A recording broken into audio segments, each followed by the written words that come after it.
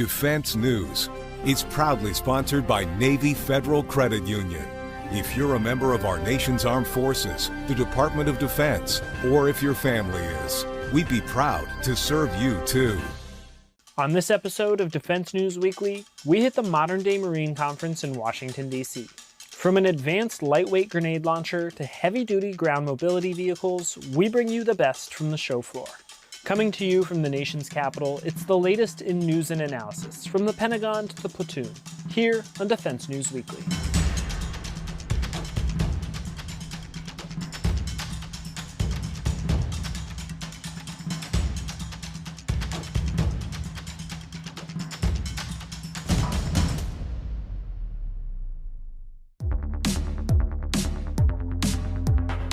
So we're here at Modern Day Marine with Colt to look at a new grenade launcher that could possibly replace what's in inventory now. So Doug, can you tell us a little about this grenade launcher? Yeah, this grenade launcher is not really new. It's been around since 2004. A little bit about the gun.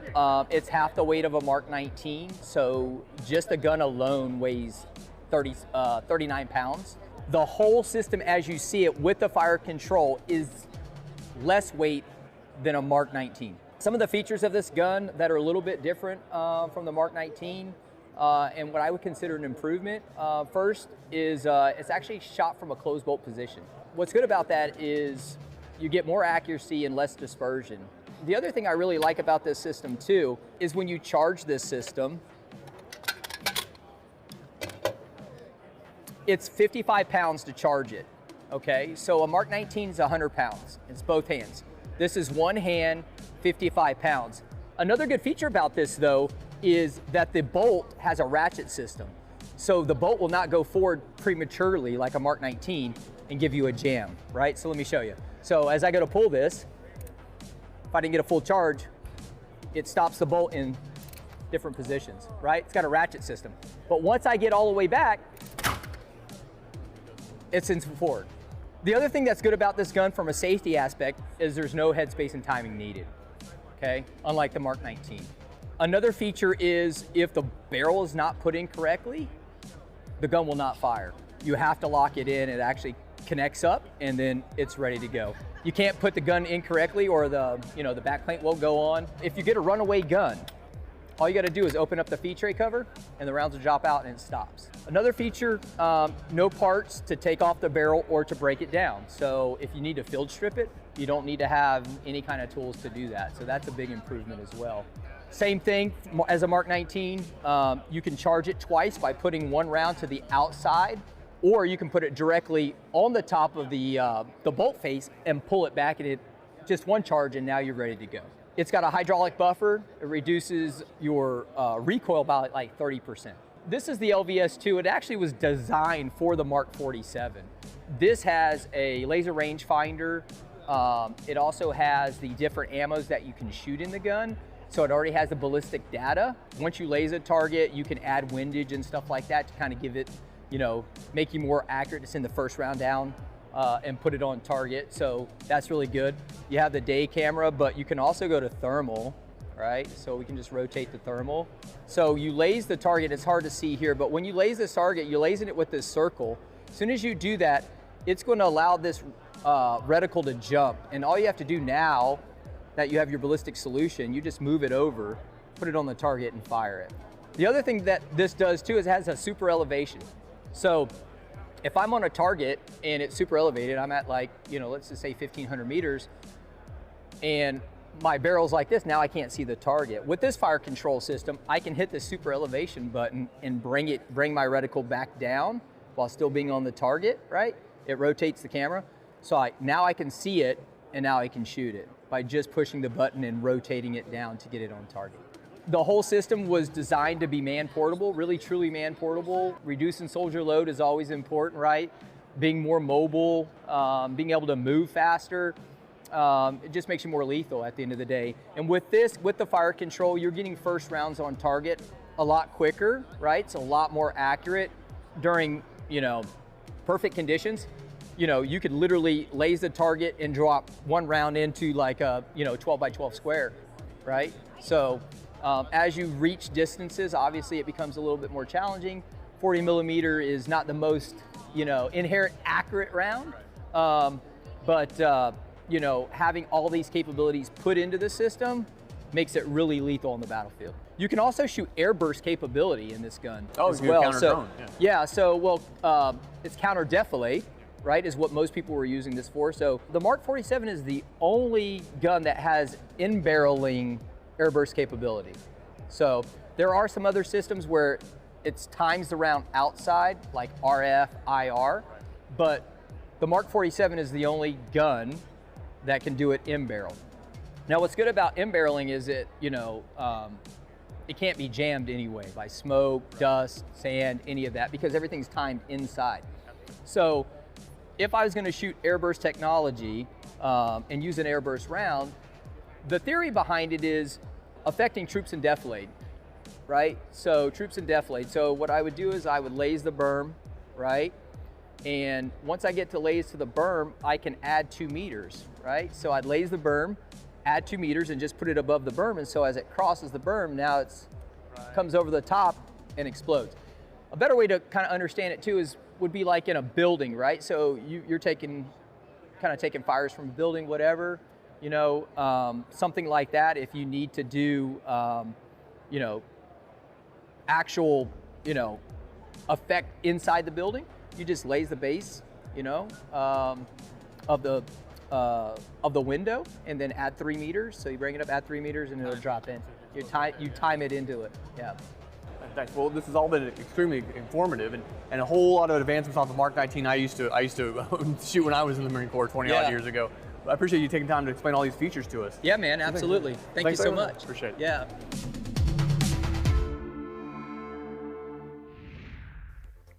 Also on display at the Colt booth was an innovative new gun capable of shooting down drones. Here's what we learned.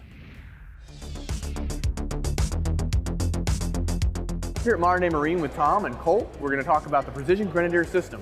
So Tom, I understand, you know, a lot of people talk about drones, they knock them out of the sky with jamming, with different kinds of things, but this system does not just drones, other things as well. So talk to us about how it takes care of drones and other threats. Correct. So Precision Grenadier system, this is a partner with Northrop Grumman. We're a subcontractor to them. The system here is designed with the optic, weapon system, and 3 types of ammunition.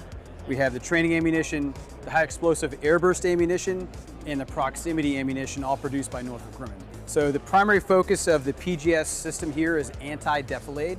So a soldier-carried weapon that can take out threats behind defilade, behind walls, behind berms, inside buildings. So not having a squad or team maneuver on, say, an enemy bunker or a known threat, the PGS gunner in that rifle squad can then engage that target, quickly eliminating that threat, and allowing that squad, platoon, or company to follow on to their primary mission. You show us a few of the features on the weapon? Of course. So, 5-round magazine, ambidextrous fire controls. It's a semi-automatic system, about a 14 to 15-inch barrel, free float, ergonomic barrel here. Butt stock extends out. In total weight, you're looking under the 15-pound requirement for the U.S. Army, completely loaded. Right now, it'll have the different types of ammunition loaded in the 5-round magazine. The intent is for that ammunition to be able to talk to that optic, and the optic to talk to that ammunition.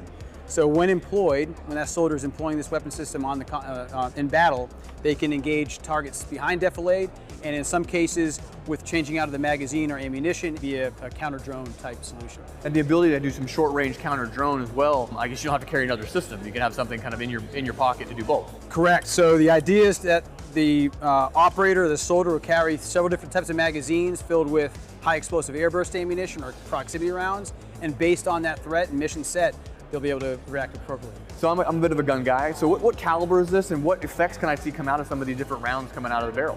So right now, the caliber is agnostic to the Army. So the Army is looking at anywhere from 40 millimeter solution down to 20 millimeter solution. This solution right here with Northrop Grumman and Colt is 25 millimeter. So with that, our theory is Northrop Grumman is a mass producer of the 25 millimeter round. So the same factory lines, the same technology, the same workmanship that goes into manufacturing that caliber is going to be more cost effective to the end user. The weight is also a plus here, the 25 millimeter versus a 40 millimeter type solution. You carry more of it versus a 40 millimeter type solution. More rounds downrange. More rounds downrange. And you mentioned a variety of different rounds. Can you tell us like some of the effects that those types of rounds might have on a target? Right, so training round, standard training round for the soldier to train on in a non-combat environment. You have the high explosive air burst round, which is going to be your counter defilade round, right? So that'll be the air burst type ammunition to detonate overhead, defeating those threats that are behind a defilade or behind cover.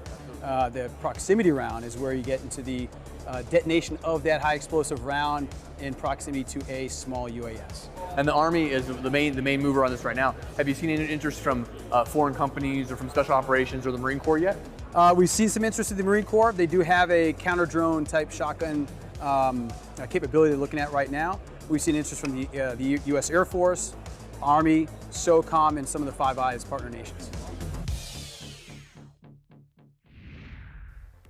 When we come back, we hit the streets of the nation's capital in the Flyer 72. Stay tuned.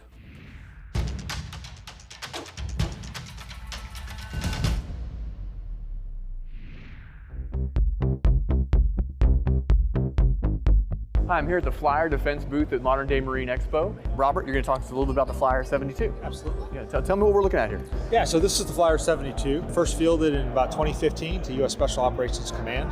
It was designed to meet their unique requirements, to have an off-road mobility vehicle that can fit inside a CH-47. Now, there's a few, really good features about this vehicle. First of all, I think it's got really a great off-road mobility, high-performance off-road vehicle. But you can do all that while maintaining a high payload of around 5,700 pounds. So that allows you to make the vehicle armored or unarmored depending on your mission requirements. We have a bolt-on kit that allows you to reconfigure a vehicle as required. It also allows you to integrate a lot of different systems. Like on this vehicle right here, we've got loitering munitions, a remote weapon station. The vehicle just has a lot of payload, which gives you a lot of opportunity to configure the vehicle as you need for your missions. And all that payload allows you to kind of do all that while not losing any off-road mobility. So in the old days, we'd have a Humvee, we load it up, and now we've overloaded it and we can't really get off the roads. Not a challenge with the Flyer 72. And then I'd also say what's unique about it is the center drive position.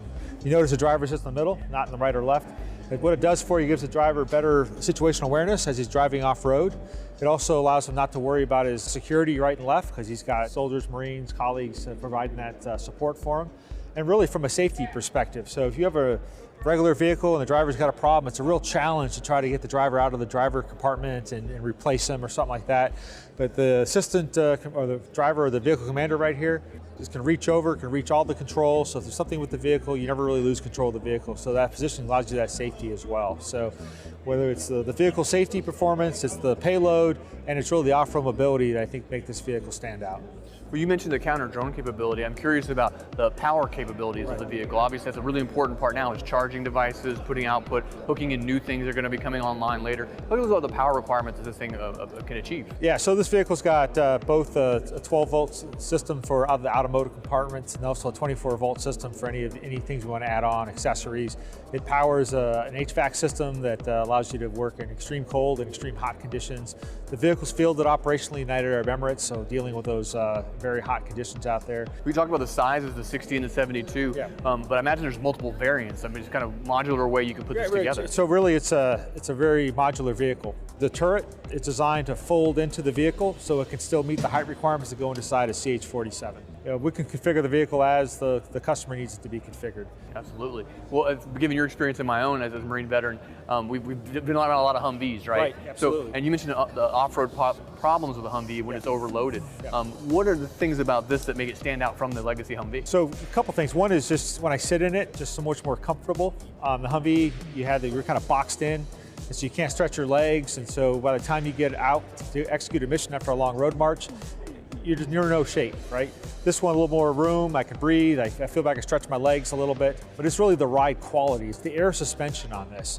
So when I'm off-road in this vehicle, and we'll hit bumps that if I'm in a Humvee, I would have banged my head on the ceiling, and I probably would have bottomed out the vehicle and probably need to call on a mechanic.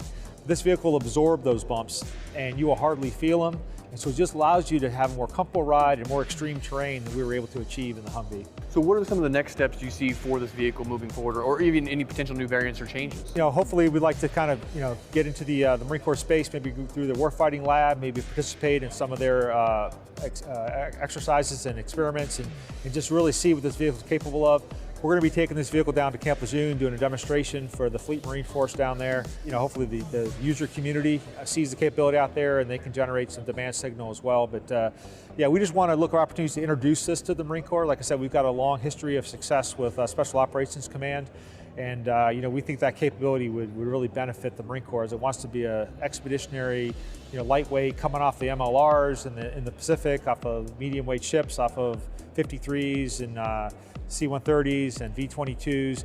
You've got a vehicle designed for internal aviation transport. You've got a vehicle that's going to be very effective off an LCAC. I mean, you could put 12 of these on an LCAC. So if you're a Marine Expeditionary Unit commander trying to build combat power ashore, a couple turns on an LCAC and you've got a lot of lethality ashore. Absolutely, that's a pretty lethal package you're bringing to the shore. Absolutely, and you can outfit it with anti-armor, javelins, 50 cals, Mark 19, so whatever you outfit it with is what you're putting on the beach. Well, Robert, thanks for walking us through the vehicle. I guess we're gonna have a chance to go ride it now? Yeah, that's really great that you are, because I can stand here all day and describe the vehicle to you, but you won't understand the vehicle until you experience it. So we do in fact have the Flyer 60, the smaller version of this outside, and looking forward to taking a ride through the city on the Flyer. Awesome, let's go for a ride.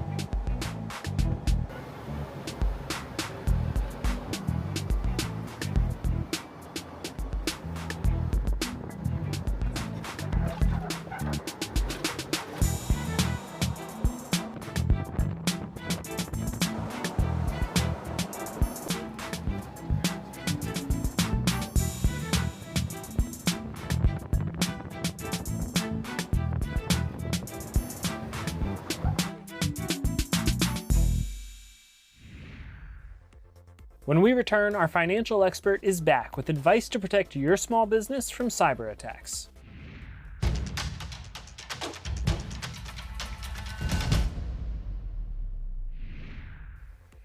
On this edition of Money Minute, Jeanette Mack from Navy Federal Credit Union is back with advice to protect your business from cyber attacks. Cyber attacks are on the rise, and small businesses are some of the most vulnerable. From phishing emails to ransomware and stolen devices, cyber threats are constant and evolving fast. If your business isn't protected, a single attack could shut down your business or cost you thousands. But there is good news. With a few smart moves, you can boost your defenses starting today. Start with the basics: strong firewalls, antivirus software, encrypted Wi-Fi, and secure passwords. And don't forget two-factor authentication.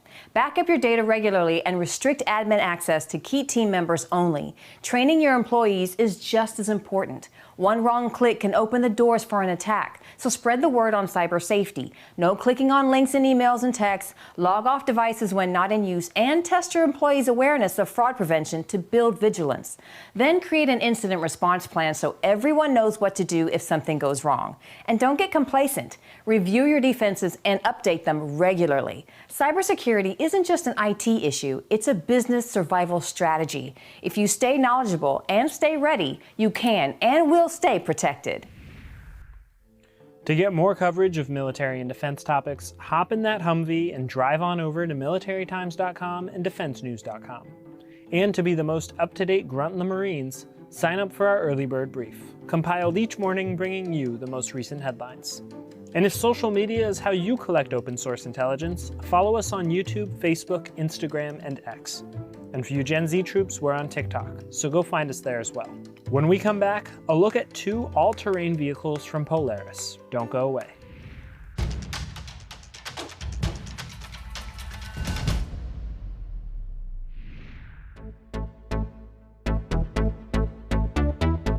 We're here with Polaris, which has had a decades-long relationship with the U.S. military, to talk about some of the new variants of their M-Razor all-terrain vehicle.